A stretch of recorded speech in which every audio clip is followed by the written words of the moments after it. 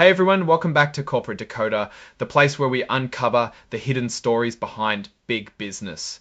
And today we're diving into a company that's just made its trading debut. Hope you're ready for some fireworks because this is IPO territory. Before we dive in, if you love getting these raw, unfiltered looks at what makes companies tick, hit that subscribe button and join our Discord community linked in the description below. All right, let's talk about Elite Express Holding Inc. This is a company that's officially gone public. They've landed on the Nasdaq capital market and you can find them trading under the ticker symbol ETS. So what does this mean? It means they've successfully sold shares to the public for the first time. Think of it as ringing the opening bell on the stock market. This particular filing is letting us know all about that initial public offering or IPO.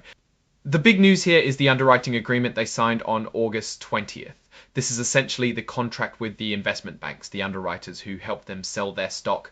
Dominari Securities LLC was the lead underwriter, acting as the representative for all the other banks involved. They offered up 3.8 million shares of their common stock, and the price was set at $4 per share. Now, for those who really love the nitty-gritty, the par value is practically zero, just a tiny fraction of a cent. This is pretty common for newer companies. And here's a little something extra for the underwriters they gave them, what's called an over-Altman option, or a greens option.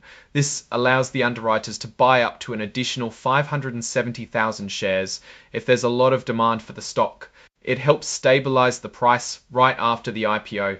You can imagine a lot of paperwork goes into this. They filed a registration statement on Form S1. Think of this as the company's resume for investors, laying out all the details about the business.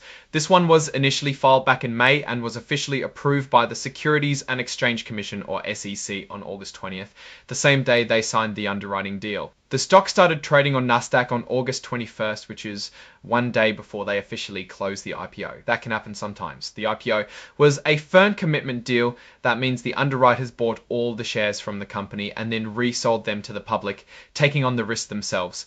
Now for the juicy part, the money. After all the fees and expenses, Elite Express Holding Inc. walked away with about $13.7 million from this offering. That's a decent chunk of change to get your business off the ground or to fund its next phase. Let's break down where some of that money went. The underwriters took a cut, a discount of 7% on the total money raised. So if they raise, say, $15 million before fees, 7% of that goes to the banks. That's a pretty standard fee for an IPO. On top of that, the lead underwriter, Dominari Securities, also got what's called a non-accountable expense fee, another 1% of the money raised. This is basically to cover some of their general costs in putting the deal together. And finally, the company paid back the representative about $23,000 for specific out-of-pocket costs they incurred. So you can see those fees add up quickly. Now, beyond the IPO itself, the company also put out some press releases. They announced the pricing of the IPO on August 20th, the same day they signed the underwriting agreement. And then they announced the successful close of the IPO on August 22nd, the day after they officially got the SEC's okay. These press releases are basically their way of communicating important news to everyone at the same time, which is what Regulation FD or fair disclosure is all about. And finally, the filing lists all the documents that back up this report. You have the underwriting agreement itself, which is Exhibit 10 or 9. You have the two press releases, Exhibit 99 on for the pricing and Exhibit 99 for the closing. And there's also a mention of Exhibit 104, which relates to interactive data files. And right at the end here, we see the official sign-off for Yidan Chen, who's the Chief Executive Officer, President, and a Director of Elite Express Holding Inc. Signed off on this report on August 22nd. This means the company's leadership is confirming the accuracy of this information. Now let's put on our investor hats. Elite Express Holding Inc. is a brand new player in the public market. They've just raised about $13.7 million. For a company at this stage, that capital is crucial to fuel growth, expand operations, or maybe even develop new products.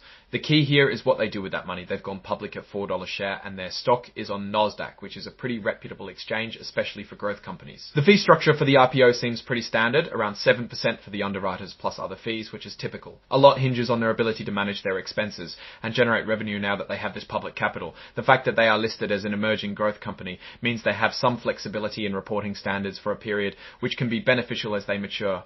We'll be keeping a close eye on their future filings to see how they deploy this capital, and if they can translate it into strong financial performance? Are they going to be a fast-growing disruptor, or are we keeping a close eye on their future filings to see how they deploy this capital? And if they can translate it into strong financial performance, are they going to be a fast-growing disruptor, or be keeping a close eye on their future filing? Alright, that's our breakdown of Elite Express Holding Inc.'s IPO filing. What's your take on their debut and what this means for the company's future?